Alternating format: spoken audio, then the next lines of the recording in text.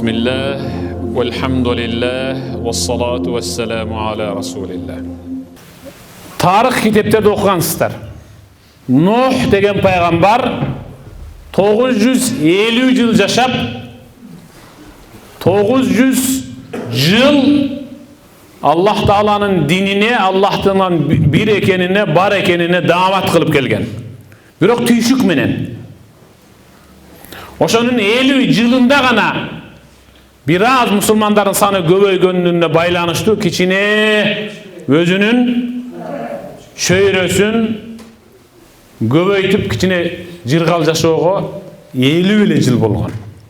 Kalgan 900 yıl jalan kıyınçılıkta jaşagan. Emnege men Nuh paygambardın jaşoosundan başladım. Anan Nuh paygambarda Allah Taala Estağfurullah billah Vasna'il fulk bi a'yunina ve vahyina. Sadakallahu. Ey Nuh deydi Allah Taala. Ey Nuh, menin közömölümde, menin yardamım menen keme jasa dedi. Keme jasa dedi. Anan Nuh peygamber Allah Taala'nın bu buyruğun algandan keyin bir kızıkta iş jasadı. Özünün jaşagan jerinden başka өлkөгө barıp aylap barıp oşol өлkөdөгü kökmeljigen çınar terektey öte çoң darak terekтердин butактарын kesip gelip özünün aymağına, bu Palestina'da olup atkan sözde, özünün aymağına kumdu öyle beleske kalemçek köçetlerdi saydı. Oşonda Nuh peygambardı, ey Nuh, sen yok ele Kudayga çakırıp жүрдүң. Biz sen aytkanбыз, jindi, sen jindi olup kaldың, koygun şu bizimle sıyınıp gelgen aykellerge sıyını vergen, ata babamız sıyınıp gelgenler nerselerge sıyını vergen şu süretlerge. Sen jindi olup kaldың, akılыңdan aynıp desek işenbeyt eleň. Uşul susu jok kumga köçet digip atasың. Kayaktan ösete? Mına jindi eken de anıktap atasың, dalildep atasың deşti. Tim bolboston Nuh peygambar çiçalabastan sayıp koygan kalemçe göçöttürdü, teriden jasalgan çamaç idişke su kuyup suğarıp жүрdü. Kança yıl suğardı? 100 yıl suğardı. 100 yıl suğardı. 2 adamdın, 3 adamdın, 4 adamdın kucağı jetpegen çoң darak tokoyup payda oldu. 100 yıldın içinde al jıgaç aralagandı, tarıgandı, kırgandı, tegizlegendi, aştagandı, mıktagandı, үйрөнүp бүтüp anan keme kurdu. Kesilgen darakta uşunday bir kasiyet bar ele, kesilgen jerinden may tamçılaç ele. Aga çakalardı koyup, tamçılagan maydan çakaga tolturup, kemenin sırtın şıvap, su ötpey turgan kıldı. Şunun bardığın talim aldı da. Emnege men mıntip kemeden başlap atam.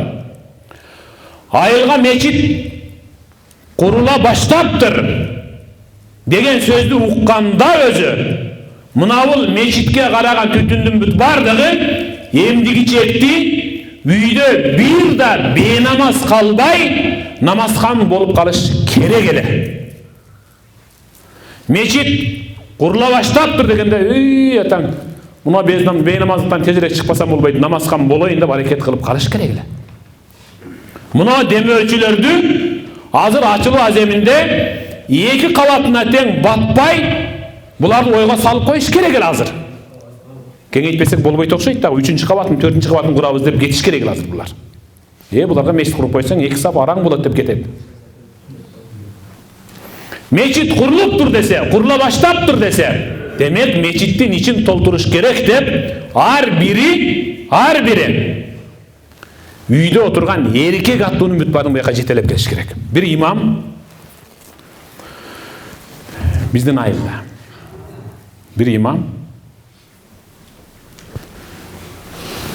birinci katardağı aksakallardı kançadan var үйünüzde dep kıykırsa 7 öken da erkeklerden.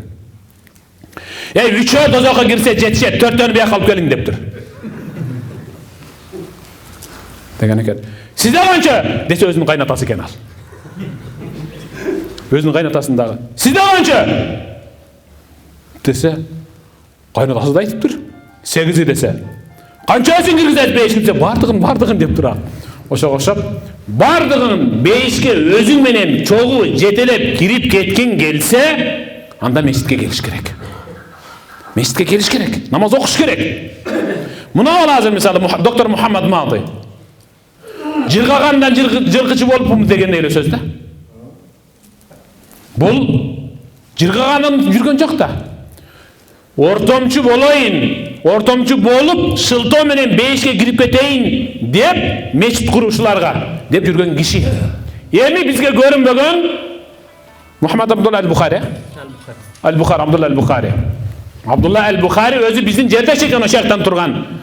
Ата бабалары кеткен экен. Ошол эми өзүмдүн ошол аймагыма бир мешит курайын деп мешит куруп турган карагыла. Ошону ойго салып коюш керек да. Мен салган мешитимде ел батпай калып, каягым шойсом экен, каягым да кеңейтсем экен дей турган кылып коюш керек. Мешитке чыныгы бейишке киргиси келгендер келет. Мешитке Аллах Таалага жагынгысы келгендер келет.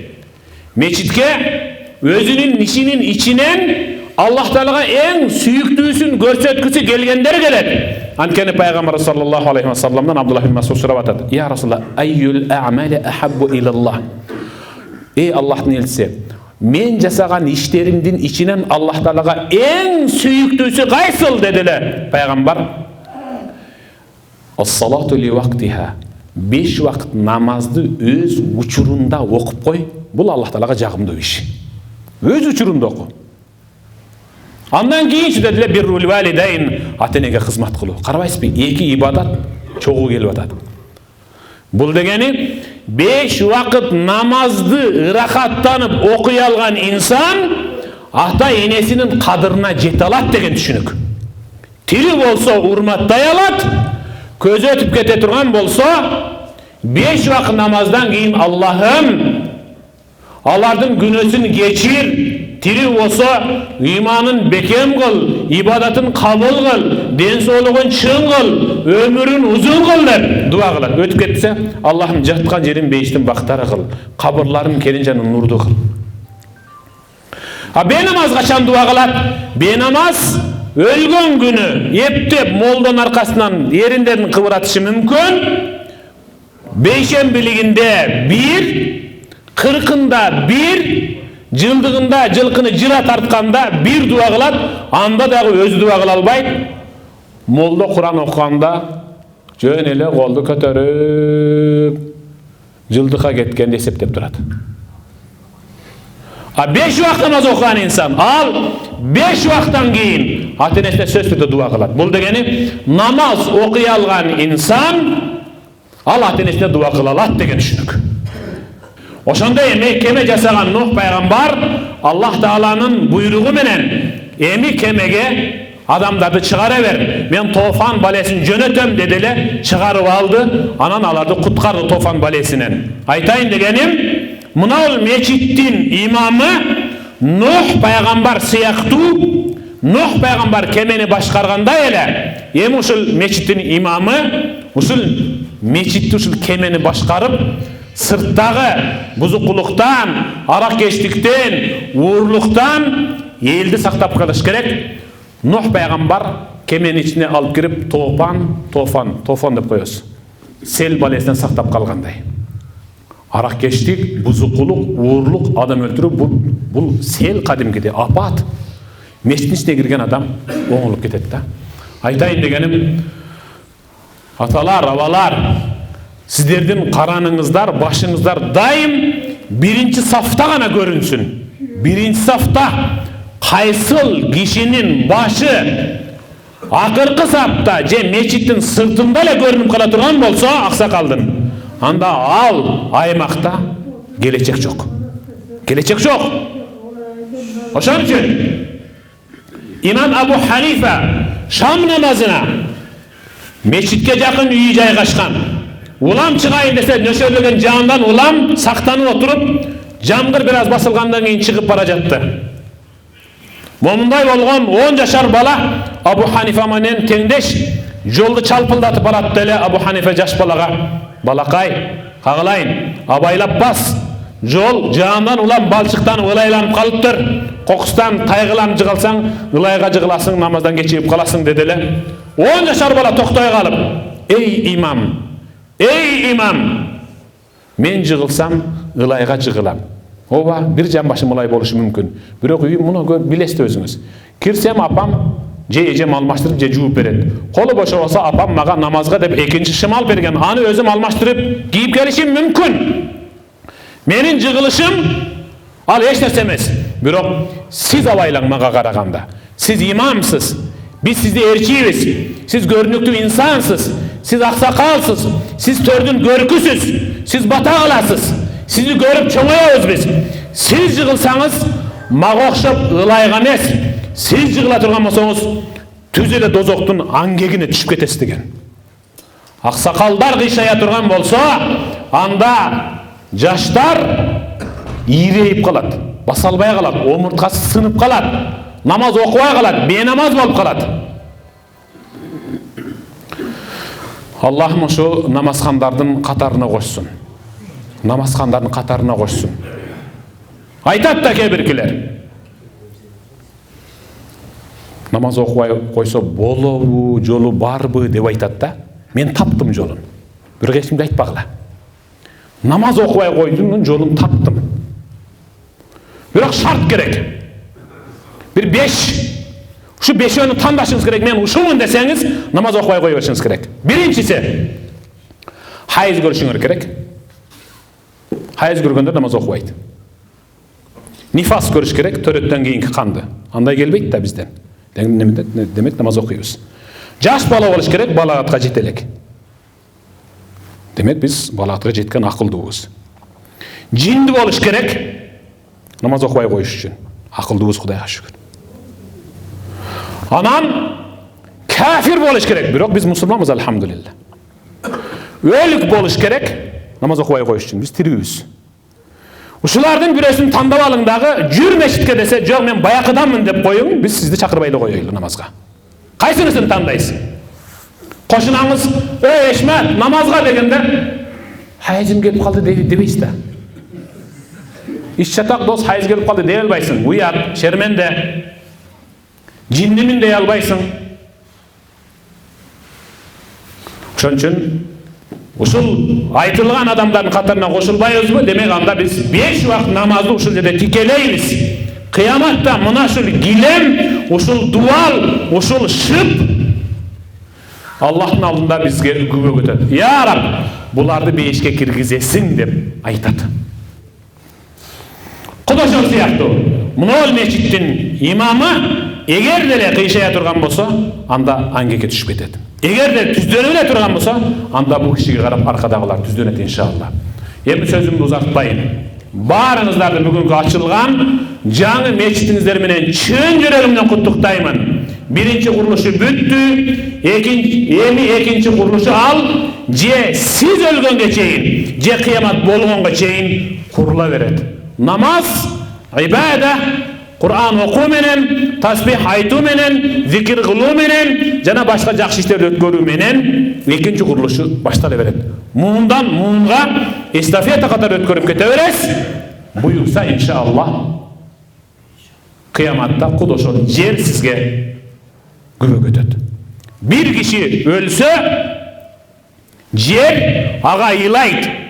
Эмнеге? Эй жараткан Аллах, мунун тизеси менен алаканы бешенеси мага сен үчүн сажда кылып тийгенде рахаттанчу элем деп намазхандын өлүп калгандыгы үчүн жер андан өксүп ыйласа, бир адам өлгөндө бир жер ыйлайт: "Я Раб, ушуну менден алыстатып өлтүрүп койгонуңа шүгүр. Качан болсо мас болгон абалда менин үстүндө жатып калса, ушундан куткарганың үчүн шүгүр" деп ыйлайт. Жер биз үчүн Аллах Тааладан бейишке киргиз деп ыйлай турган деңгээлдеги эң мыкты инсан болуп жашай турган болсок, анда урпагыбыз иншалла мыкты келечек болуп уланат. Мешитиңиздер куттуу болсун, берекелүү болсун. Qaysi bir tabi'indi batağınızdı verin dese, jalan ele bardık desege bereke tileybertir. Ömrüne bereke, ibadatına bereke, balana bereke. Berekeden başka söz yok bu. Ömrün uzun bolsun, tigi ne bolsun dese, Allah aytkan. Bereke degen söz baraka degen. Allah Taala'nın bendelerine bilgizbey jönetip koygan armiyası. Egerde bereke namazga түшүп кала турган болсо, namazды ырахаттануу менен, ыйлоо менен окуйсуз. Эгерде береке өмүргө түшүп кала турган болсо, анда өмүр ичи эч качан жамандык кылбай өтөсүз. Эгерде береке дасторконуңузга түшүп калса, эч качан дасторкондо арам нерсе жатпайт. Береке сиздин перзентиңизге түшүп кала турган болсо, сиздин бир сөзүңүз жарым сөзүңүздөн түшүнүп турат. Береке жамаатыңызга түшүп кала турган болсо, эч качан ал элде бөлүнүү жарылуу болбойт. Allah'ım mescitinizlerge, özünüzlerge, ibadetinizdарға, ömrünüzlerge, üybülüğünüzlerge bereke versin. Dağı bir jolu mescitinizler kutlu olsun. Amin. Allahümme inneke afuvun kerim. Tuhibbul afve fa'fu anna ya rahim. Allah'ım usul eldin açıp, kuanıp, suyunup, kavul alıp, namaz okuyunuz dep, kol koşurup, makuldığın beri atkan Cemaattın usul meçitin özlerine kutlu berekeli kılgın ya Rabbi. Daim usul yerde tik durup, namaz okup, sajda kılıp, Kur'an tilavat kılıçların sanın göbeytkün. Meçitke kızmat kılganların urpağınan alimalarda, hafizalarda çıkargın ya Rabbi. Meçitin için daim cemaat menen cık cima kılıp tolturgun.